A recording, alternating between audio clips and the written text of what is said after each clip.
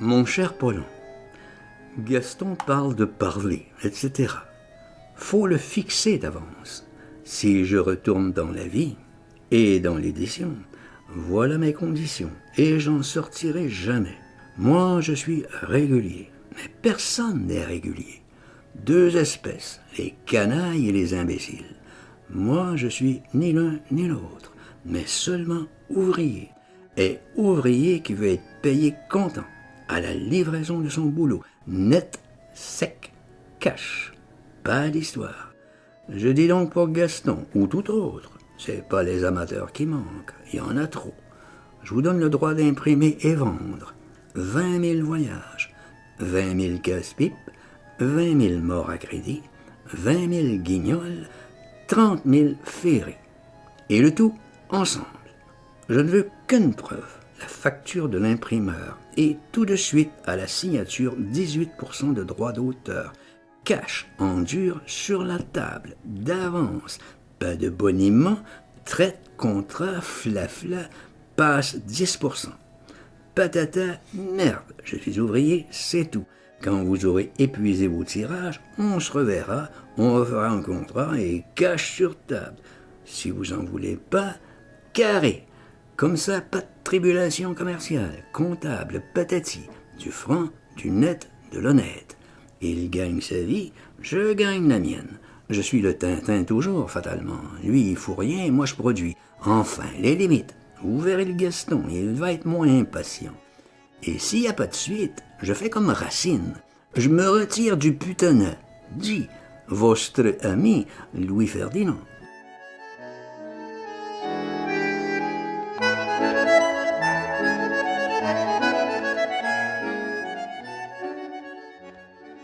Cher monsieur éditeur, et je l'espère, ami, j'entends parler d'édition de mes chers ouvrages. Dieu que cela m'intéresse. Intérêt moral et pratique. Mais je n'entends pas parler de la réédition du voyage, pourtant une œuvre majeure, clé de voûte. Il doit être assez facile de racheter le stock actuel aux grossistes. Monnier. Monnier connaît tous les détails, les précisions de l'escroquerie par l'effet de laquelle le dénommé Frémanger, édition Froissart, a tiré 10 000 voyages, revendu ceux-ci à vil prix sans m'honorer le moins du monde. Ce n'est pas avant d'avoir vu tous mes chers ouvrages en vente chez les libraires que je me déciderai à terminer Féerie. Je ne suis pas de ces auteurs hâtifs qui bourrent le marché. Par instinct naturel, je cherche tous les prétextes à ne rien publier. Mais comme je suis loyal et besogneux, oh combien, je vous livrerai cet ours, Féerie, léchez bien, quand j'aurai vu tous mes vieux autres en vitrine. Je vous prie de me croire bien sincèrement dévoué et plein de sympathie. Louis Ferdinand Destouches.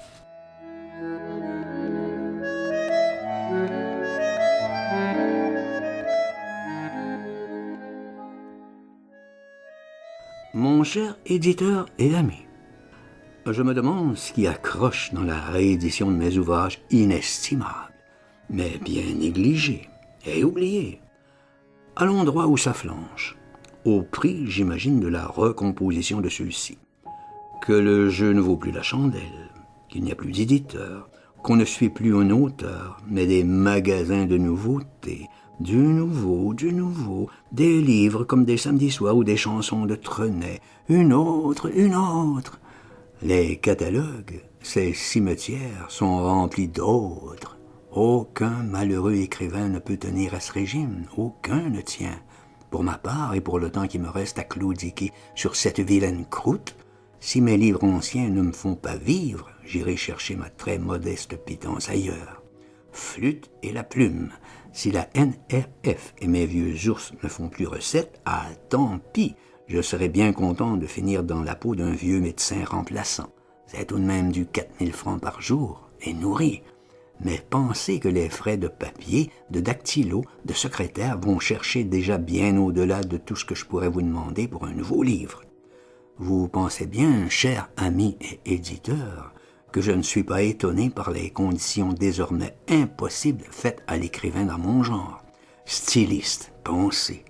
Lyrique, oh là là, donc fait pour crever, de misère ou en prison. Je parle pas en l'air, hélas. Je sais ce que je cause. Seulement, j'ai une petite corde de secours à mon arc.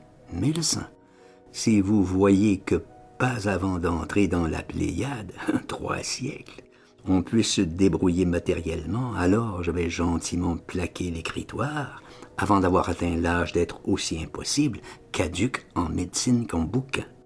Votre bien amical et sincère et loyal Détouche.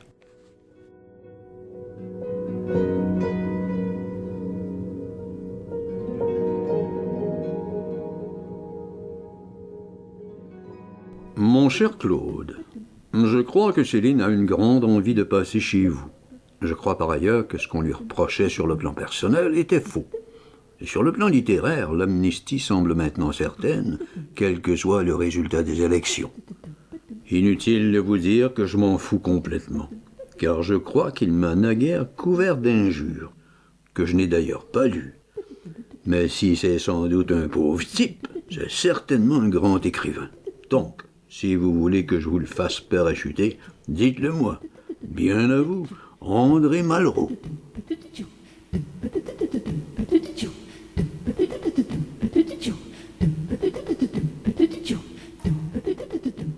Mon cher ami, on ne sait à quel dieu s'adresser en Olympe. On ne sait à quel lama s'adresser en NRF. Toujours est-il que je ne vois aucune réimpression de mes ours alimentaires, alors que je vois sortir tant de navets de vos conciles, qui vont encore grossir votre catalogue, célèbre par ces navets dans les 2 mondes.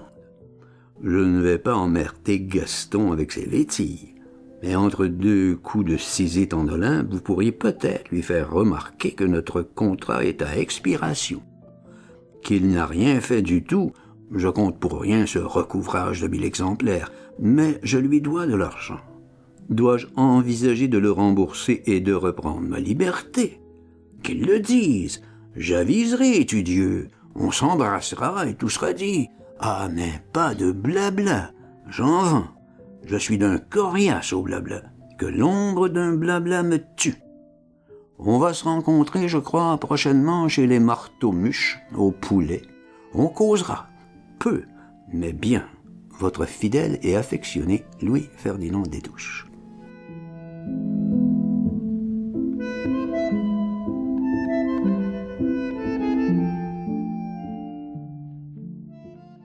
Cher monsieur, le jour approche où je vais aller vous demander l'avance que vous savez. J'aimerais, si possible, la recevoir en liquide, et non par chèque, n'ayant plus aucun compte dans aucune banque. Vous seriez bien aimable de me fixer une date et un lieu où je peux vous trouver à Paris, à moins que monsieur Huguenin puisse venir à Meudon. Ce sera encore plus aimable, puisque je travaille pour la maison Gallimard. Toutes les heures comptent. À vous, bien amicalement, et j'espère, meilleure santé, Louis-Ferdinand Détouche.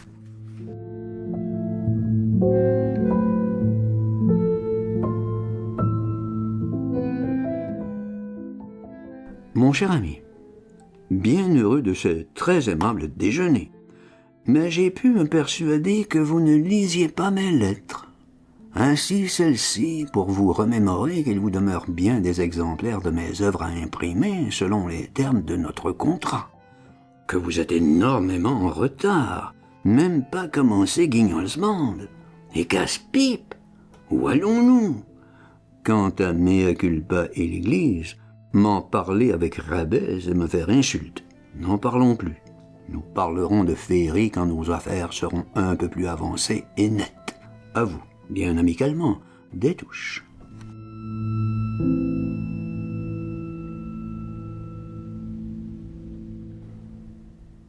Mon cher ami, sachez que j'ai beaucoup de sympathie pour vous aussi, et que si vous trouvez ma lettre un peu nerveuse, c'est qu'il me tarde à mon âge, après de telles épreuves, de sortir d'angoisse, de me voir assuré d'un revenu littéraire stable. Diable, ce n'est pas demander la lune.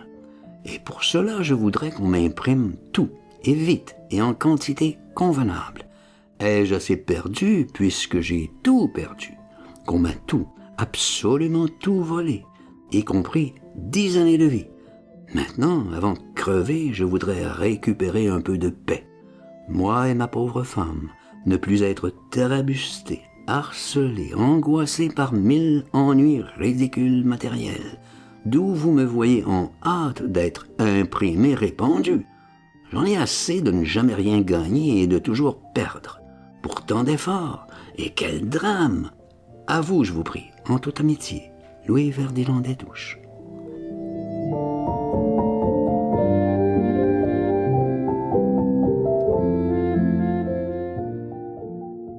Mon cher ami, j'ai essayé de vous téléphoner, mais folie de moi, ce grand vent de Jean Foutrerie, Pentecôte, Patati, Ascension, Tourneboule les appareils. Nous en voilà jusqu'en novembre. Grandes vacances, pas libre, pas libre. Je renonce.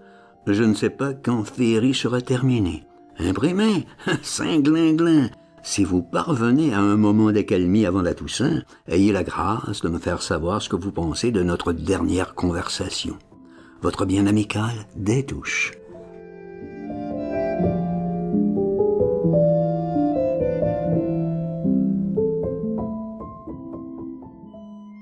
Monsieur, vous seriez bien aimable de me rendre le service de ne jamais me faire suivre les lettres qui me sont envoyées chez vous, ou paquets, et livres divers. Jamais. Déchirez tout ça ou renvoyez à l'envoyeur, je vous prie. Je n'ai rien à faire de tout ce bafouillage. J'ai à travailler et déjà cela ne m'amuse pas. Alors, les commentaires. Adresse inconnue. Bien merci d'avance et vif sentiment, Des Touches. Kiff pour les articles de presse et patati. Néant embêtant.